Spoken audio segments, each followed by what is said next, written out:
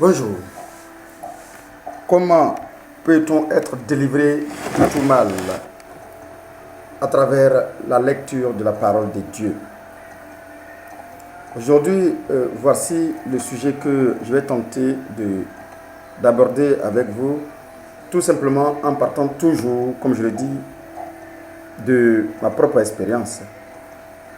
Cette expérience que j'ai pu vivre m'a permis d'expérimenter sur mon corps plusieurs choses et j'ai vu quelques-unes qui ont vraiment marché que je vous partage aujourd'hui. Et c'est pourquoi je le dis toujours, je me permets de m'appeler le cobaye de Christ.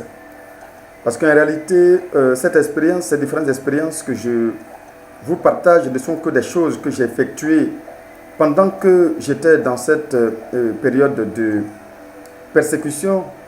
Pendant cette période-là, j'ai essayé plusieurs choses et je vous partage simplement ce qui a marché avec moi et pour vous faciliter un peu ou bien pour vous aider d'une manière ou d'une autre à surmonter un certain nombre de pentes que vous traversez dans n'importe quel domaine de votre vie.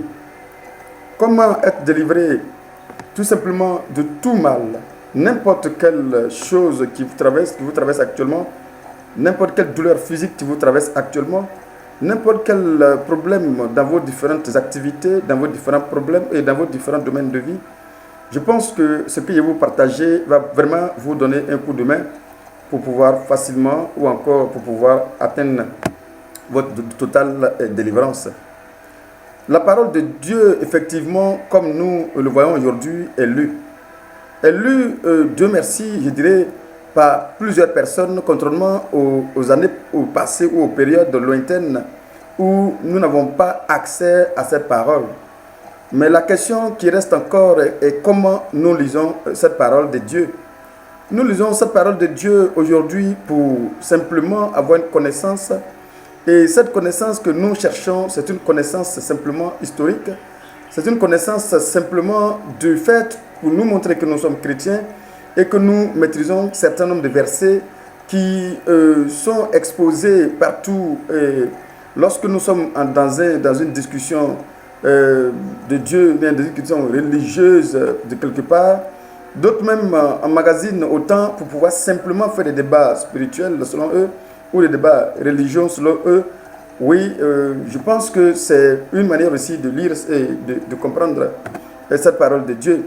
Mais en réalité, je pense que cette première manière de comprendre pour pouvoir juste emmagasiner et dire que quelque part pendant la discussion, la Bible dit de tel verset, la Bible dit dans tel chapitre, tel verset, je pense que c'est la première connaissance très superficielle de la parole de Dieu. Et malheureusement, c'est ce que nous avons aujourd'hui. C'est pourquoi je dis que la parole de Dieu, en réalité, n'a pas encore lu. Parce que pour moi, si cette parole est lue pour être d'une manière ou d'une autre comprise de cette manière, c'est que ce n'est pas un livre spirituel. Alors, je pense que dans ce livre, lorsque on lit, en réalité, on doit savoir que ce n'est pas un livre comme les autres livres et que nous devrons lire ce livre-là, en réalité, comme un livre vraiment spirituel. Qu'est-ce que j'appelle un livre spirituel? Un livre spirituel, ce n'est pas simplement un livre que vous voyez aujourd'hui comme le livre philosophique de n'importe quel roman, mais c'est un livre qui renferme plusieurs connaissances et parmi ces connaissances-là, c'est l'ensemble de ces connaissances qui se trouve dans cette parole de Dieu qui libère l'homme de tout mal. Par exemple, je prends un exemple banal. Quand on dit par exemple par ses maîtrissures nous sommes guéris, en réalité si nous lisons cette parole de cette manière, par ses maîtrissures nous sommes guéris, tout simplement avec l'intellect, avec notre cerveau, notre connaissance simplement, par ses maîtrissures nous sommes guéris n'a pas de sens. Par ses maîtrissures nous sommes guéris, tu as répété ça autant de fois, ça n'a aucun sens. Et c'est ce que nous entendons aujourd'hui, proclamer la parole. C'est vrai, on proclame la parole, on ne fait que proclamer la parole. En réalité, ça ne veut pas vraiment atteindre la partie interne de l'être humain, c'est la partie externe de l'être humain qui est satisfaite.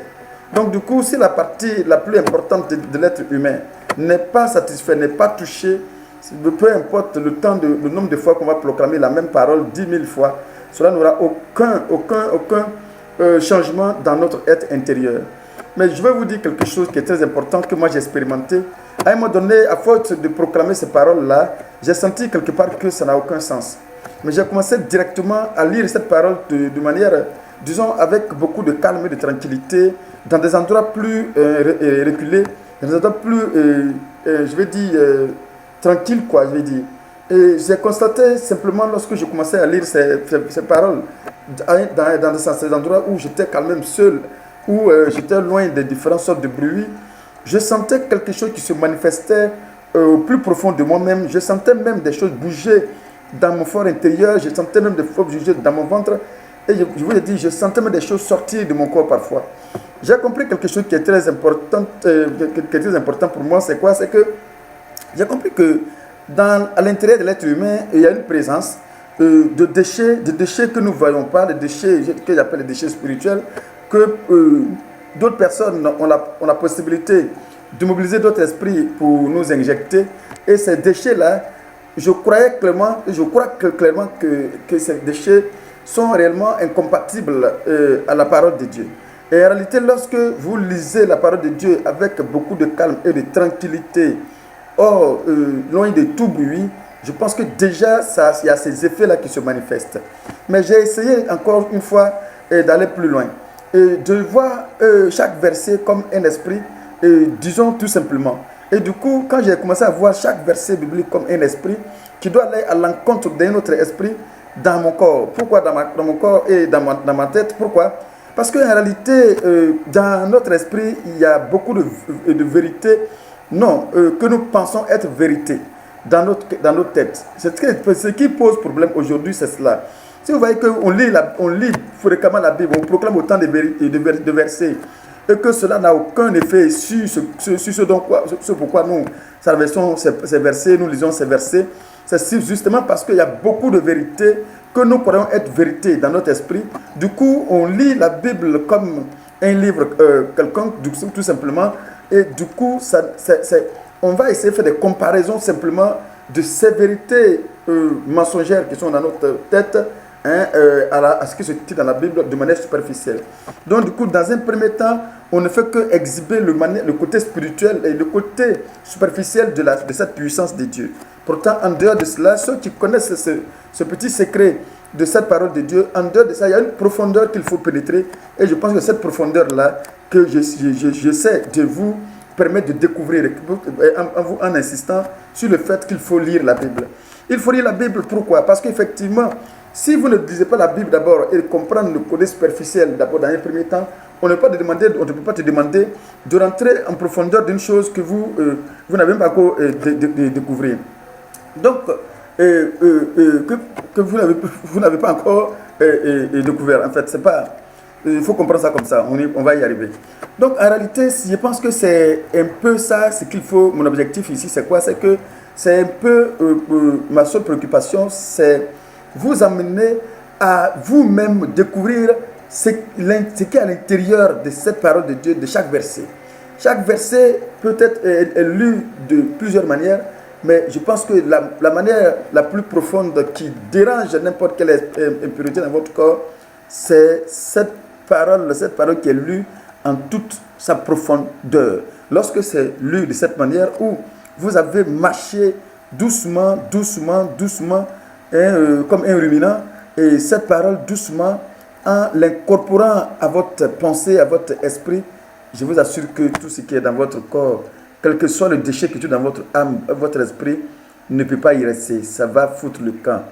Et je pense que c'est en ce moment-là, vous devrez prendre conscience que la parole de Dieu n'est pas simplement un livre qui est écrit comme les autres livres, c'est un livre qui est écrit pour toucher notre âme, pour toucher notre esprit. On ne lit pas la parole parce que tout simplement on veut l'enseigner. Parce que tout simplement on veut montrer à l'auditoire qu'on connaît quelques versets bibliques. Non. Si vous lisez la parole de cette manière, ça ne va jamais vous faire du bien. L'objectif n'est pas de venir dire à quelqu'un que regarde un verset le dit ici, regarde un verset le dit ici. Non. L'objectif n'est pas là.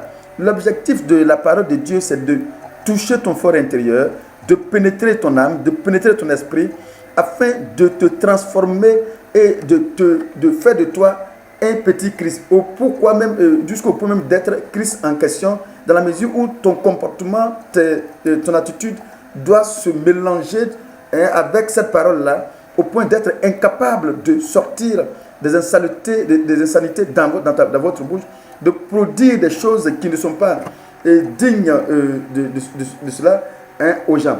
Du coup, lorsqu'on arrive à ce niveau où on n'arrive même plus à dire des mauvaises paroles, déjà on est en train d'être pénétré par cette parole de Dieu. Parce que là, l'esprit pur ou encore l'esprit impur qui te mentait, qui te permettait de justifier toute chose, va disparaître tout simplement parce que là, tu as confronté, confronté la vérité réelle, la vérité pure du Christ, la vérité pure de Dieu à cet esprit-là. Une fois que cette vérité pure est venue maintenant bouleverser le mensonge qui est dans le corps, le mensonge qui est dans nos pensées, tout l'ensemble de ces mensonges-là va foutre le camp. Du coup, il y aura une transformation interne.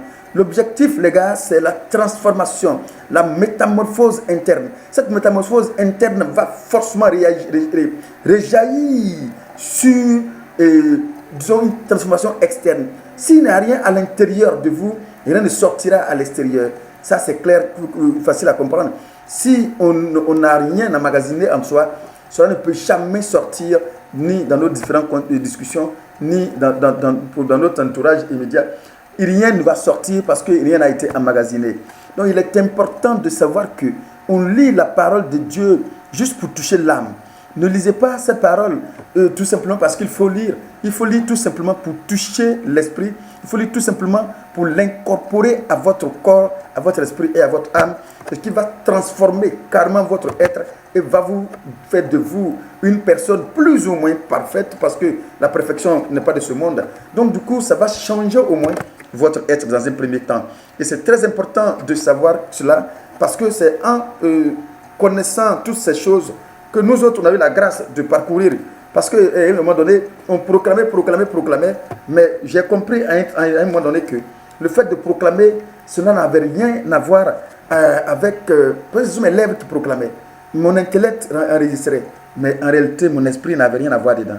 Il fallait tout simplement que je prenne soin de me calmer dans un premier temps et d'incorporer tout ce que j'ai pu emmagasiner intellectuellement à mon esprit.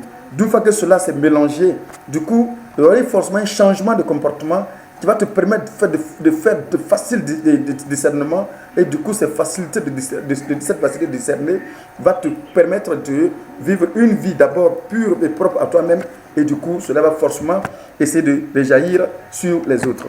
Je dis toujours, ne pensez pas que je parle en termes de personnes parfaites. Non, la perfection n'est pas de ce monde. Mais durant cette période de difficulté, j'ai compris plusieurs choses et Dieu m'a permis d'expérimenter plusieurs choses. Parmi tant d'autres, voici une chose que j'ai pu expérimenter qui m'a permis d'être délivré totalement de mon âme, de mon corps, de mon esprit et que je vous partage aujourd'hui et que je pense que toi aussi, tu peux essayer d'utiliser. Je dis ici, le problème n'est pas de fait, et il y a un problème de religieux qui va venir entrer dans ce milieu. Pour la purification de l'âme, du corps, de l'esprit, pour vivre une vie de paix dans votre maison, dans vos foyers, cela n'est pas question de musulman ou pas. Non, c'est une question tout simplement de purifier mon âme pour vivre une vie de paix à moi-même. Disons, dans nos différentes maisons, si on a souvent différentes difficultés, c'est parce que tout simplement, le Saint-Esprit n'est pas de ce monde, du coup, dans notre maison. Du coup, c'est le Saint-Esprit qui devrait diriger notre maison. On a laissé, à travers nos connaissances extérieures que nous avons appris de ce monde-là, prendre le dessus sur nous, toujours en train de philosopher, toujours en train de raisonner. On ne laisse pas la possibilité à l'esprit de nous conduire avec beaucoup de paix. Du coup, notre maison, souvent, prend feu à n'importe quel moment et on ne parvient pas effectivement à éteindre. Tout simplement parce que lorsqu'on veut éteindre ce feu-là, l'esprit du mal nous rappelle tout simplement que nous rappelle notre orgueil, nos fiertés. Du coup, cette parole de vérité pure et simple, lorsque vous l'incorporez à vous, ça éteint tout, ça tue tout et votre chair meurt totalement. Il faut que votre chair meure pour laisser vivre l'esprit. Tant que la chair de l'homme ne meurt pas, l'esprit ne vivra jamais. C'est pourquoi on passe plusieurs années en train de proclamer. Si la chair vit et que les proclamations sortent simplement, on va finir par dire que le Christ n'a pas, disons, de pouvoir pour nous. Non, c'est faux. C'est la manière de pouvoir accepter la parole que vous lisez qui fait la différence entre deux personnes qui lisent les mêmes paroles. Il y a certaines personnes qui lisent les mêmes paroles et vous allez voir, le monde est en train de se déployer autour de cette personne, et par contre l'autre va proclamer une parole et rien ne va se passer. Pourquoi? Parce que cette personne-là lit la parole tout simplement parce qu'il faut lire comme un livre. Écoutez, je vais m'arrêter là. À bientôt encore une fois pour une autre vidéo. Abonnez-vous si cela vous a plu, et à bientôt encore pour une autre vidéo. Partagez et likez pour faire connaître la chaîne à l'algorithme YouTube. Merci et à bientôt.